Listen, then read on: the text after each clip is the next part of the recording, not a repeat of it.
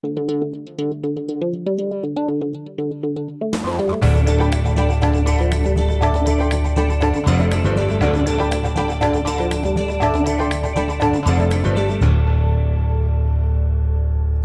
provided by Walters, Papillon, Thomas Cullins, LLC, specializing in business litigation and personal injury cases for over 40 years.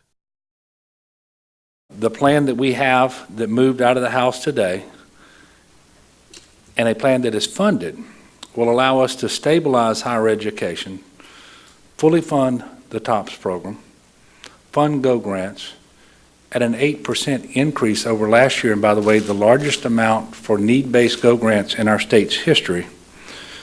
Allow our district attorneys to continue their important work, continue the SNAP program for the most vulnerable citizens of our state, and a whole host of other critical priorities that up until today we didn't know for sure would be funded come July 1st. And it took a compromise. And by definition, and I've said it before, and it's certainly true, and you can see what this looks like.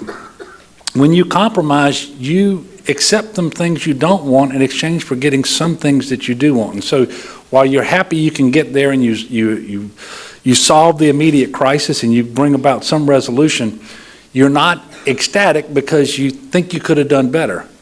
But that's what everybody thinks today, because this plan had something for everybody, but everybody for nothing. And that's what I said when I spoke to the legislature on Monday.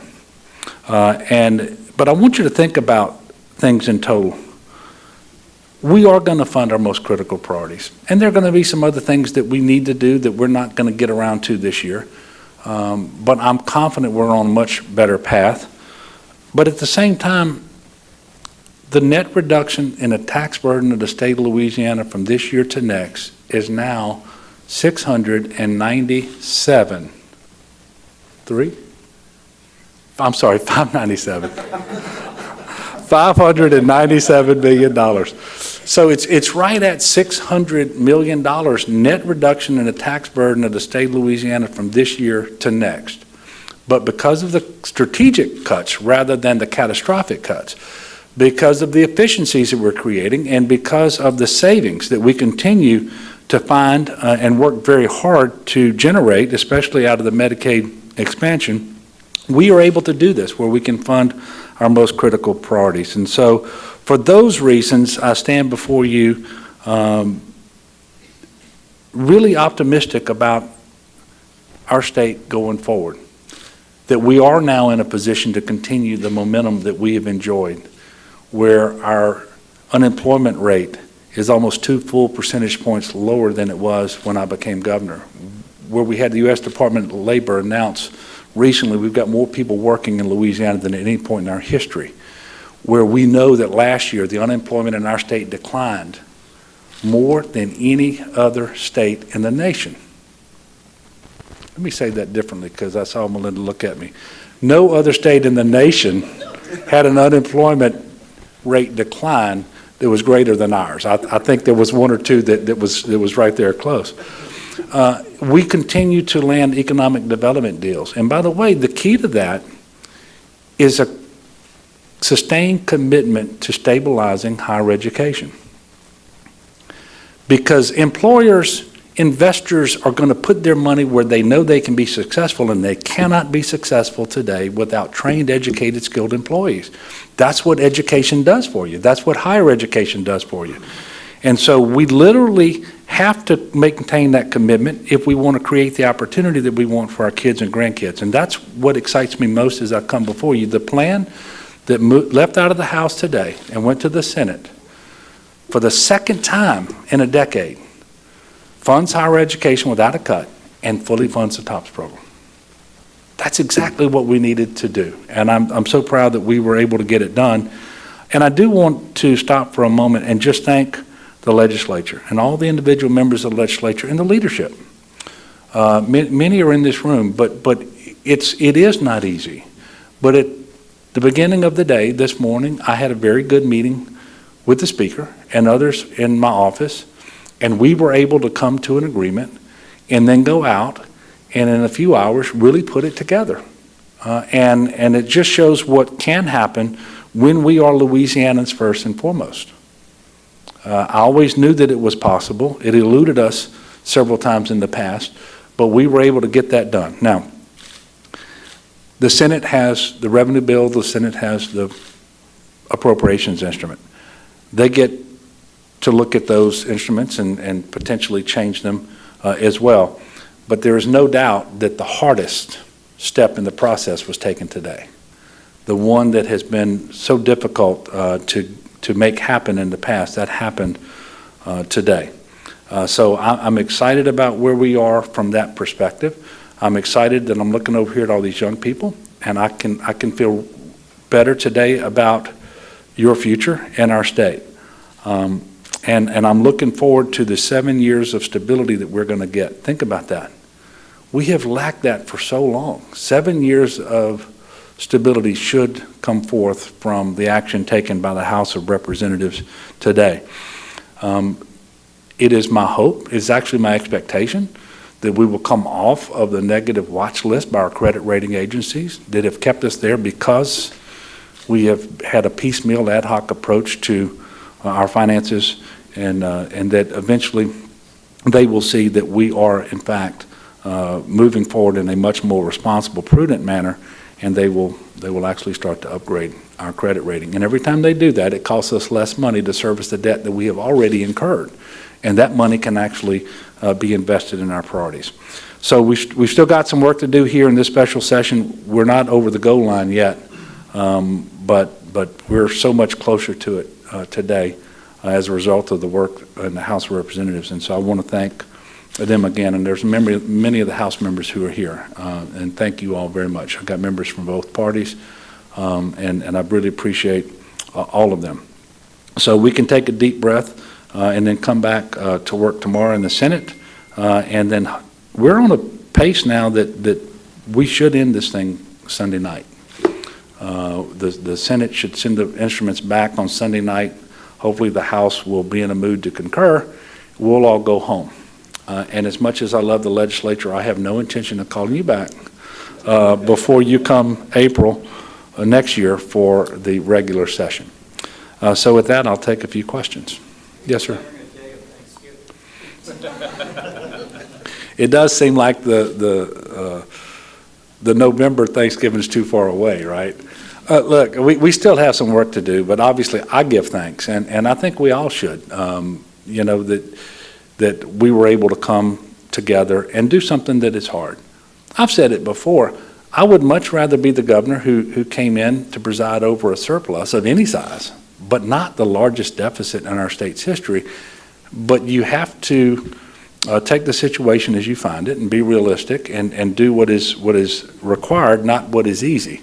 And if this were easy to do, I promise you we would have done it a long time ago. It is not easy. But we're in a much better place, and so to your question, we should give thanks. Yes, ma'am? Governor, can you speak a little bit more to what you feel like you gave up, what your sacrifice was in this conference?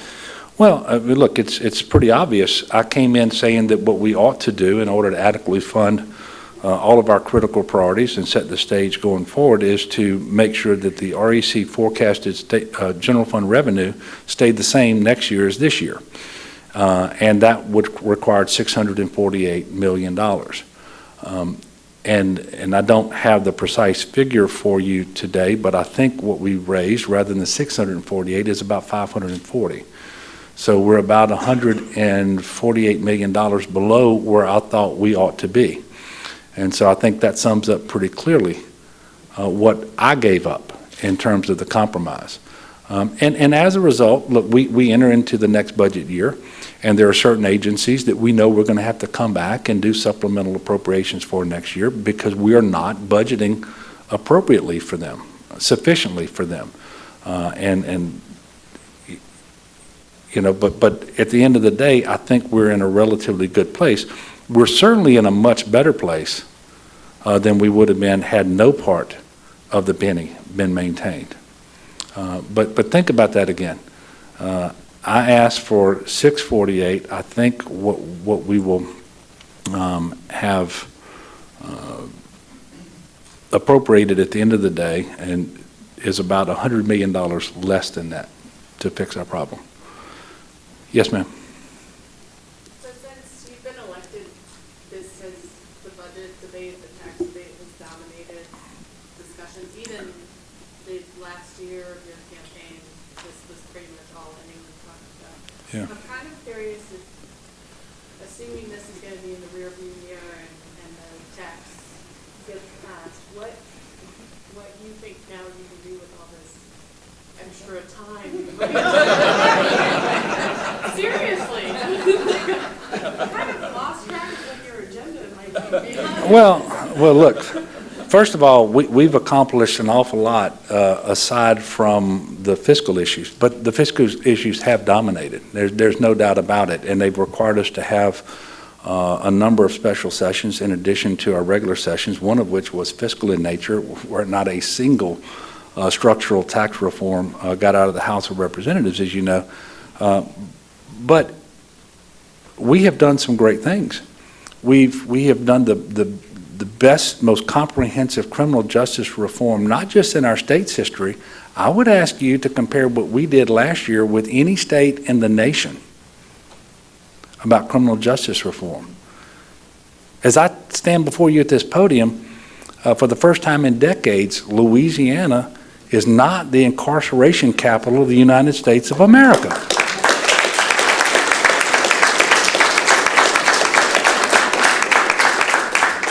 And we are safer as a result of it because our system is smarter. And we are going to improve public safety. We're going to reinvest the savings. That gets easier to do as you're less constrained in the budget, which should be the case going forward, but we know that that's going to happen. The rate of uninsured in our state of Louisiana since I became governor in terms of health insurance has gone from about 24% to somewhere around 8 or 9%. Think about that. In a state that has long been too poor and long had some of the least favorable health outcomes in the country and the highest rates of uninsured, we now have 470,000 working adults with health insurance and access to primary and preventive care. And that is tremendously positive. And by the way, in the fiscal year that we are concluding right now, the savings to the state was $317 million because we expanded health insurance to 470,000 people. And so we've done those things in addition to working towards that lower unemployment rate, to economic growth, landing our biggest economic development deals in our state's history, and for the first time, actually now for the second time, funding higher education without a cut and fully funding our TOPS program. Yes, ma'am. The way you're talking about the likelihood of ending on Sunday night, it sounds as though in your conversations with the Senate, you are expecting them to take the 0.45% rate. Is that correct? Well, my conversations with them all along had been that if they got a relatively clean bill that didn't introduce something exotic, they were likely to send it back the way they got it. So there was some, as you know, there was some discussion whether the House should just send over a bill expecting the Senate to change it and send it back, perhaps at a higher rate to generate more revenue and set up a vote on concurrence that could happen as late as Wednesday night of next week. And that's the path that was followed in the last special session. It didn't end too well.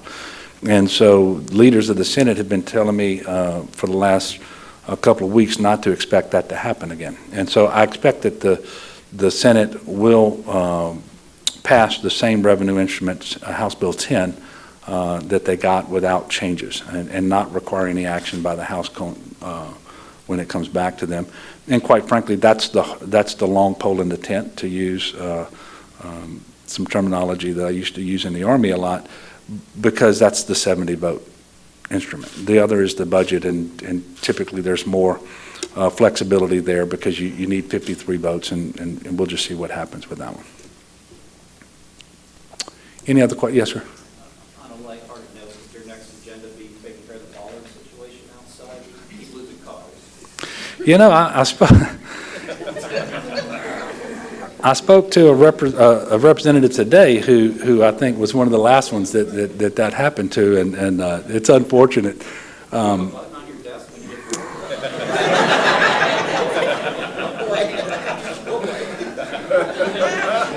You know, In the governor's office, there's a cabinet, and when you open the cabinet, there's every member of the House and the Senate, and you can see whether they vote red or green, but you don't need that anymore because you've got access to the computer and the TV. So just for my amusement, I do have that button now for the bollards, and no, obviously not. Any other questions? Well, look, thank y'all very much. I see a lot of representatives in here. Go home and get yourself some good rest over the weekend. Come back Sunday night, and let's knock this thing out and go back to your homes, your districts, your businesses, and then have a great summer. God bless y'all. Thank you very much.